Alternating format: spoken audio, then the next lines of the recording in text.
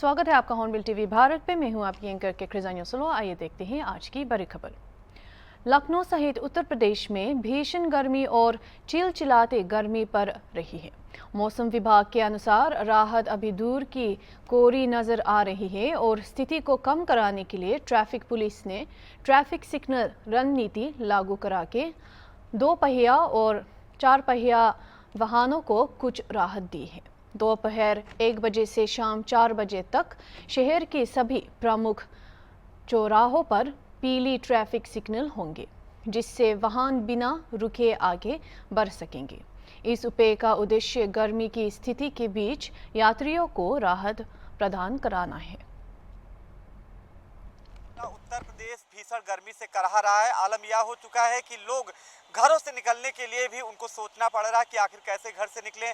ऐसे में जो राजधानी लखनऊ की बात करें तो यहाँ का जो ट्रैफिक विभाग है यानी यातायात पुलिस ने लोगों को सड़क पर राहत देने के लिए एक बड़ी पहल की है, जिसमें अब ये ट्रैफिक जो सिग्नल है अब वो 1 बजे से 4 बजे तक की येलो लाइट रहेंगे। यानी कि इस दौरान आप देख सकते हैं पीछे ये ट्रैफिक सिग्नल है। शहर का सबसे व्यस्त इलाका है, वीआईपी इलाका है, ये 10-90 है, काफ़ी वीआईपी इलाका कहा जाता है ये। और यहाँ की जो ट्रैफिक लाइट है आप देख सकते हैं ये येलो है, यानी ये लाइट येलो जलती रहेगी 1 बजे से 4 बजे तक। ऐसे यातायात विभाग ने और जिला प्रशासन ने ये पहल इसलिए की है ताकि जिस समय ट्रैफिक होता था तो कुछ सेकंड के लिए यानी 30 से 1 मिनट के लिए लोगों को रुकना पड़ता था। ऐसे में भीषण गर्मी जिस तरह से हो रही है और भीषण गर्मी और लू की वजह से लखनऊ में ही अब तक 5 लोगों की मौत हो चुकी है। हालांकि आधिकारिक तौर पर मौत की पुष्टि जिला प्रशासन ने नहीं की है, लेकिन लोगों को राहत देने के लिए ट्रैफिक विभाग और यातायात पुलिस ने एक पहल की है, जिसके तहत अब 1 बजे से 4 बजे तक ये सभी लाइटें जो हैं, जो ट्रैफिक लाइटें हैं वो येलो रहेंगी। और इस दौरान अभी फिलहाल जिस तरह से मौसम का अलर्ट है, अभी फिलहाल किसी तरह से किसी को राहत मिलने की उम्मीद नहीं है। और यही वजह है कि ट्रैफिक विभाग ने एक बड़ा फेरबदल किया है ट्रैफिक लाइट में, जिससे कहीं ना कहीं थोड़ी राहत जरूर राजधानी वासियों को मिलेगी। वीडियो जर्नलिस्ट विजय के साथ अनूप चौधरी, हॉर्नबिल टीवी, लखनऊ। बढ़ती गर्मी के कारण पक्षी मर रहे हैं और ऑक्सीजन की कमी का सामना कराना पड़ रहा है। अतारा के ऑक्सीजन पार्क में 150 चमगादड़ की मौत हो गई है। मामले की जांच चल रही है। अभी जानकारी संज्ञान में आई है कि लगभग 200 की संख्या में चमगादड़ की मृत्यु हो गई है अतारा में।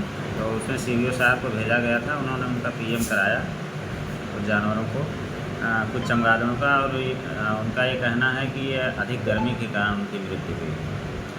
और उसमें डीएफओ साहब को भी बताया गया है वो अपने स्तर से भी जांच करके रिपोर्ट दें कि ऐसा क्यों हुआ। हाँ, तो उनकी भी जांच कराई जा रही है। जैसे जांच रिपोर्ट आती है आप लोगों को अवगत कराया जाएगा। देखिए, यहाँ पानी के पक्षियों के पीने के पानी की कोई व्यवस्था नहीं थी। नगर के समाज सेवियों की जब निगाह ऑक्सीजन पार्क पर पड़ी तो इतने से तो पत्ते भरे थे, धीरे धीरे साफ करते रहे।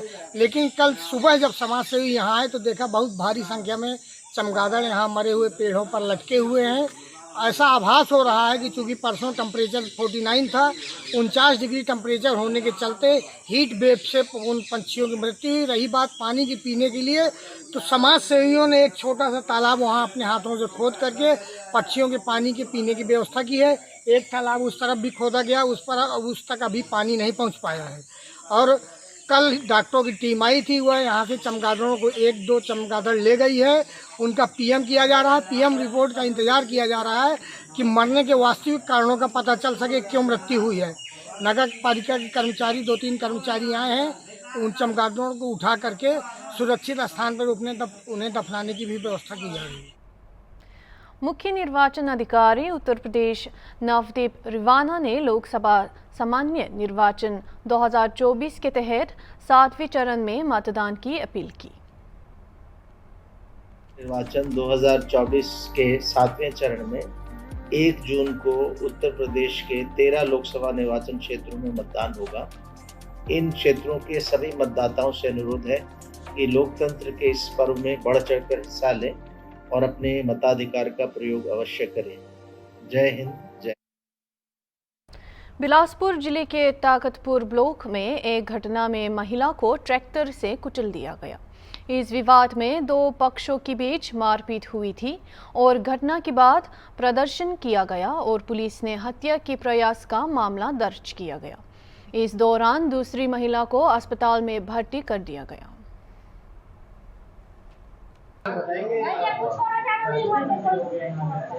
किस तरीके का विवाद था? क्या वो विवाद है? अरे हमार मन के वो कोटवार फर्जी कोटवार है, ओकर कोई पंचायत से ओकर कोई प्रस्ताव नहीं है, वो फर्जी कोटवार है। पैसा के बल में वो कोटवारी पागे है और वहाँ 2007-8 से वो कोटवारी करा थे, है ना। वीरेंद्र रजक नाम के वो कोटवारी करा थे। हमेशा वह गांव में गुंडागर्दी करते और आन के जमीन ला आन के में चढ़वा देते। वो काबर पटवारी मन वो मतलब साथ लेके चढ़ते पटवार मन ला, तो आन के जमीन ला आन के करवा दी, आन के जमीन ला आन के करवा दी। ओखर कोटवारी जमीन अभी जे मतलब पांडे रही राम कुमार पांडे, तो ओखर जमीन तक ओखर रही से कोटवारी जमीन पा गए है। ओखर नीचे में हमार जमीन है लगभग 35-40 डिसमिल जमीन है, जेमा हमार दादा परदादा 70-80 साल से ओमा काबिज है। जेन ला अब हमन ओमा काबिज है ना, हमन अपन वही में धान वान बो के अपन पालन पोषण करथन। हम भूमिहीन, हम मजदूर हन, हमार में 1 डिसमिल जमीन नहीं है। तो हमन 5 साल से ओकर से लड़ाई लड़ा था, लेकिन वहाँ पैसा के बल में पैसा दे के थाना में पैसा और तहसील में पैसा दे के ओकर कुछ नहीं हुए।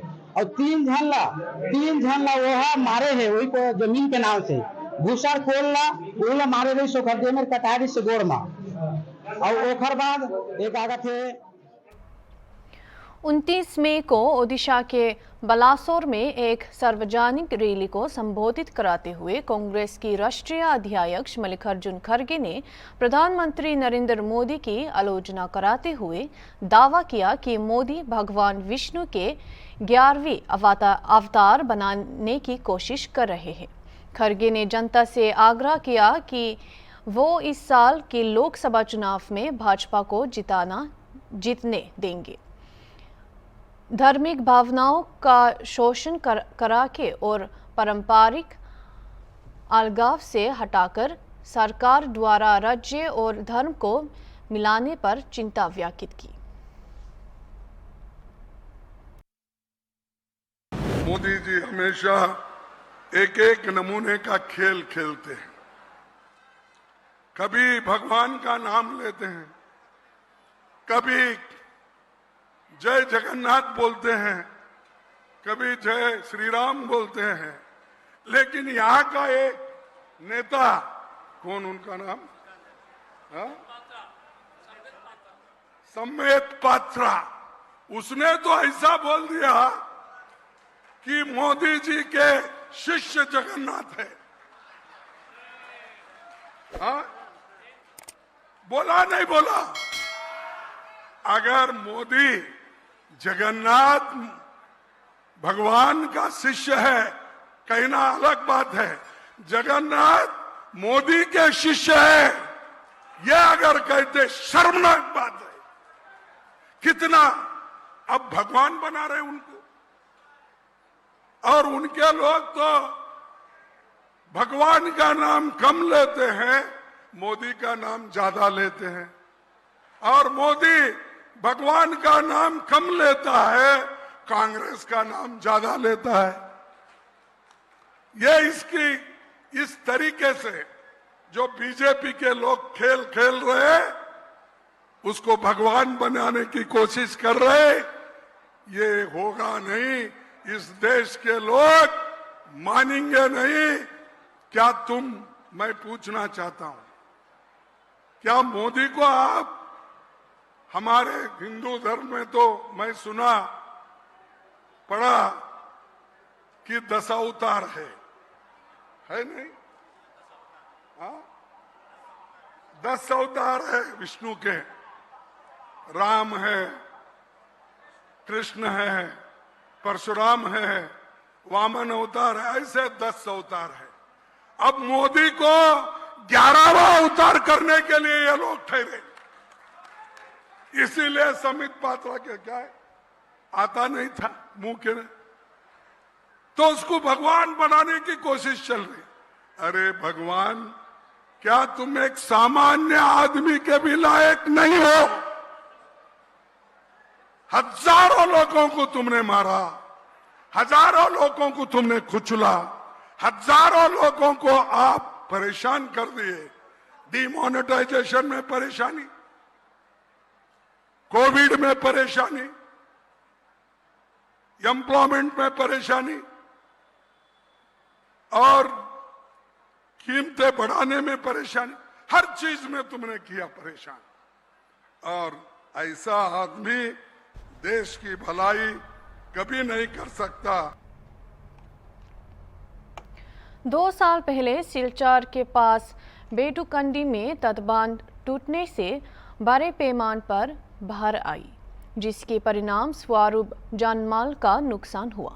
वर्तमान में चक्रवात रेमाल और लगातार बारिश ने बारक नदी और उसकी सहायक नदियों में जल स्तर बढ़ा दिया है। আমি আমাৰ দলৰ নিৰ্দেশে আমি পশ্চিমবংগত নিৰ্বাচনীত আছিলোঁ। আজি আহিলোঁ। এতিয়া আহি মানে আমি দলৰ কাৰ্যকৰ্তাৰ লগত ইয়াতে আহিলোঁ। আমাৰ ডিচি মহোদয় আহিছে আৰু SP মহোদয় আহিছে।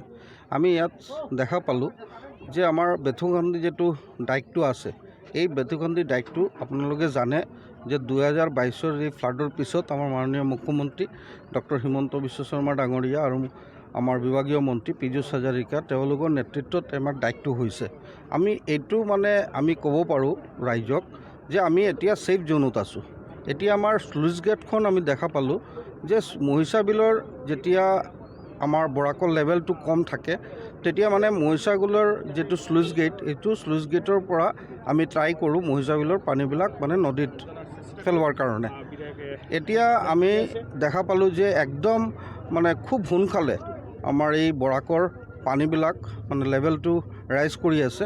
সেইটো কাৰণে মহিষা বিলৰ আৰু পানী এতিয়া সম্ভৱ নহয় আৰু বৰাকত দিয়া। সেইটো কাৰণে স্লুইচ গেটটো বন্ধ কৰিব লাগিব।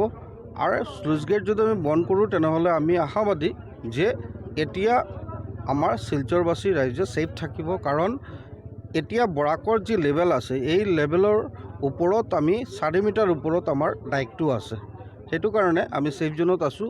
একজেক্টলি বেৰেংগাও ছেইম হৈ আছে। বেৰেংগাৰ ডাবল স্লুইচ গেট এটা ডাবল শ্বাটাৰৰ হৈ আছে। আপোনালোকে জানে যে পীযুষ হাজাৰিকা ডাঙৰীয়া যোৱা বছৰ আহি এইটো কনফাৰ্ম কৰিছিলে, এইটো কাম ষ্টাৰ্ট হৈছে। আৰু আমাৰ বাদ্ৰীঘাট, এই 3টা মেইন আছিলে। এই 3টাৰ আমি এতিয়া ছেফ জোনত আছোঁ। এতিয়া কথাটো হ'ল আমি এতিয়া ইয়াত যাম আমাৰ তাৰাপুৰ শিৱবাৰী যিটো ছিংকিং জোন আছে, এই ছিংকিং জোনৰ অৱস্থাটো কি আছে এইটো চাম। আৰু আমাৰ অন্নপূৰ্ণা ঘাট আৰু বাংলা ঘাট, আপোনালোকে জানে যে আমাৰ মুখ্যমন্ত্ৰী ডাঙৰীয়াৰ নেতৃত্বত এটা এনেকুৱা ডাবল শ্বাটাৰৰ স্লুইচ গেট হৈছে। আৰু চহৰৰ যি পানীবিলাক আছে এই পানী আমাৰ বাংলা ঘাটৰ পৰা আপুনি এইটো ডিছচাৰ্জ হয়। কিন্তু যোৱাকালি মই যিটো খবৰ পাইছিলোঁ যে জাতিংগাৰ জলটো ব্লেক ফ্ল' কৰি আছিলে। সেইটো কাৰণে এতিয়ালৈকে পানীটো যিমান মানে কোৱান্টিটিত ওলাব লাগে সিমান কোৱান্টিটিত ওলাব পাৰে। साथ ही सिलचर के निवासी कितने सुरक्षित हैं इस पर टिप्पणी कराते हुए उन्होंने कहा कि ये 1 या 2 दिन में पता चल जाएगा, क्योंकि बारक नदी खतरनाक स्तर पर खतरे के स्तर से ऊपर बह रही है। संभावित खतरों और अप्रत्याशित परिणाम के दर के बारे में पूछे जाने पर विधायक दीपायन चक्रवर्ती ने कहा, ये चिंता का विषय है, लेकिन जल्द ही एक हेल्पलाइन नंबर खोला जाएगा। চাওক মানে যিমান সোনকালে মানে পানীৰ লেভেলটো বাঢ়ি আছে এইটোতো চিন্তাৰ বিষয়। নেচাৰেল যিটো কেলামিটি, এই কেলামিটি আমি সদায় ট্ৰাই কৰোঁ কেনেকৈ আমি প্ৰটেকশ্যন দিব পাৰোঁ। আমি আশাবাদী যে আমাৰ মুখ্যমন্ত্ৰী ডাঙৰীয়া নেতৃত্বত এইটো আমি ট্ৰাই কৰিম মানুহৰ যাতে কিবা প্ৰব্লেম নহয়। আমি আমাৰ এডমিনিষ্ট্ৰেশ্যনৰ পৰা হেল্পলাইন চেণ্টাৰ খুলিছোঁ। আমি আজি আহিলোঁ, আমি এতিয়া মিটিং কৰি আমিও পাৰ্টিৰ ফালৰ পৰা এটা হেল্পলাইন নাম্বাৰ দিম পাব্লিকত। যদি কিবা সমস্যা হয় তেনেহ'লে আমি যাতে মানুহৰ লগত থাকিব পাৰোঁ, মানুহক সহায়তা কৰিব পাৰোঁ। মই এইটো কৈ আছোঁ যে আপোনালোকে বেথুকান্দি ডাইক আৰু বেলেগ বেলেগ ডাইকত আপোনালোকে আহিব নালাগে, আপোনালোকে ঘৰত থাকক। আমি এডমিনিষ্ট্ৰেশ্যনৰ ফালৰ পৰা যিমানখিনি সহায়তা কৰিব লাগে আমি এইটো সহায়তাৰ কাৰণে আগবঢ়াম। আৰু চিন্তা কৰিব নালাগে। নেচাৰেল কেলামিটি যিটো হৈছে এইটো অলপ ফেচ কৰিব লাগিব। মই আশাবাদী যে মানে 2-3 দিনৰ পিছত যে আমাৰ পানীৰ লেভেলটো কমিব। कांग्रेस सांसद शशि थरूर के एक कर्मचारी को दिल्ली सीमा शुल्क विभाग ने सोने की तस्करी के मामले में एक अन्य व्यक्ति के साथ हिरासत में लिया। थरूर ने हैरानी जताते हुए कहा कि जब उनका स्वास्थ्य ठीक रहता था तो कर्मचारियों अंशकालिक तौर पर उनकी मदद करते थे। सीमा शुल्क अधिकारियों ने आईजे हवाई अड्डे पर दूसरे व्यक्ति से 500 ग्राम सोने की चेन जब्त की, जो बैंकॉक से यात्री को लेने आया था। तो एक बुजुर्ग आदमी है जो रिटायर हो गया है और जो मुझे जरा सा मदद दे रहा था पार्ट टाइम, जब उनको उनकी स्वास्थ्य उनको करने देते हैं। ये न्यूज से बिल्कुल शॉक्ड हूं, तो इसलिए मैंने कहा कि जो भी अथॉरिटीज को करना है उनको करने दीजिए, मुझे तो इसमें कोई बंधन नहीं है, ये होने दीजिए, वो जांच करें, जो भी एक्शन लेना है कर दे, मुझे तो कोई इसमें वो मेरे लिए नहीं गए एयरपोर्ट, मैं तो हूं नहीं वहां, मैं यही हूं, और अगर वो दूसरे काम के लिए जा रहे हैं तो वो उसकी बिजनेस है, उसको बताने दीजिए। ठीक है, धन्यवाद। भारतीय जनता पार्टी के हैदराबाद लोकसभा उम्मीदवार ने AIMIM प्रमुख असउद्दीन ओवैसी पर तीखा हमला बोला और कहा कि वो नहीं चाहते कि मुसलमान जीवन में आगे बढ़े और अपने राजनीतिक फायदे के लिए उनका शोषण कराना चाहते हैं। माधवी लता ने भी लोकसभा चुनाव जीतने का भरोसा जताया और कहा कि वो निश्चित रूप से हैदराबाद में जीत हासिल करेंगे। 2024 के सरदार वल्लभ भाई पटेल है हमारे अमित भाई। तब सरदार वल्लभ भाई पटेल ने आकर रजाकारों से हैदराबाद का विमुक्त करवा दिए, दक्कन का विमुक्त करवा कर भारत में विलीन कर दिए, और आज के सरदार वल्लभ भाई पटेल जी जो अमित भाई हैं, इसी प्रकार से पीओ को भी विमुक्त करेंगे और भारत देश में विलीन कर कर हमारे भारत माता का ताज लेकर आएंगे, मुकुट उनका लेके आएंगे। हिंदुत्व लीडर बोल रहे हैं आप, तो किसी न किसी मजहब में तो मुझे जन्म लेना पड़ेगा ना, तो कौन सा मजहब में लेने के बाद आप बोलोगे मजहब का नाम नहीं लोगे मेरे साथ, बताइए। आज का ये भी पाप हो गया हमारे लिए कि हम हिंदू जन्म लिए, बार बार हिंदुत्व हिंदुत्व हिंदुत्व बोलते हैं आप। तो अमीर के पास जाके बोलिए आप अमीर है, अमीर है, अमीर है, अमीर है, तो गरीब के पास भी जाके बोलिए आप गरीब है, गरीब है, गरीब है, गरीब है। कम से कम बच्चा जो बेचारा गरीब दलदल में है पूरा भारत देश और विश्व जानेगा। अरे यार ये तो गाली का जैसा हो गया हिंदू बनना। क्या हिंदू हिंदू हिंदू हिंदुत्व? आप पूछिए हमसे हमारे नाम से, माधवी जी आप क्या समझते हैं इसके बारे में? हम तो किसी मुसलमान के पास जाके नहीं कहते मुसलमान है, मुसलमान है, मुसलमान है, मुसलमान है। ये क्या मजहब का नाम लेकर इंसान का आप इतना तौहीन कहते हैं ना, आप नीचे गिरा रहे इंसान को। भाई हम आपसे एक ही बात कहते हैं, जिस दिन ये लोग बाबरी मस्जिद का मुद्दा उठाए, जिस दिन ये लोग ज्ञान वापी का मुद्दा उठे, तो ये लोग पॉलिटिक्स नहीं बना रहे थे उस मुद्दे से। कौन तोड़ा है इन मंदिरों को? कोई अपना मुसलमान तो नहीं तोड़ा, इस भारत देश में जन्मा मुसलमान तो नहीं तोड़ा, क्योंकि कभी भी भारत देश में जन्मा मुसलमान नहीं करेगा ये काम। ये क्या उस विदेशियों ने, मुगलों ने, आप उनका साथ देते हो? क्या है असद का दर्द, तकलीफ मुझे समझ में नहीं आता। खुद के मुसलमानों को, खुद के कौम के लोग यहाँ बढ़ नहीं रहे हैं, पढ़ाई नहीं हो रही है, नौकरियां नहीं है लोगों को, लड़के यहाँ दल में हैं, इनके बारे में सोचना नहीं होता आपको? बार बार आप रोहिंग्यों के बारे में बात करते हो, पाकिस्तान से टेररिस्ट के बारे में बात करते हो, मुगलों के बारे में बात करते हो। जाग गया भारत देश, जाग गया भारत देश। अब नहीं चलेगा ये सब यहाँ पर, ये सब यहाँ। महात्मा गांधी को लेकर नरेंद्र मोदी के बयान पर राहुल गांधी ने जारी किया वीडियो। राहुल गांधी ने कहा महात्मा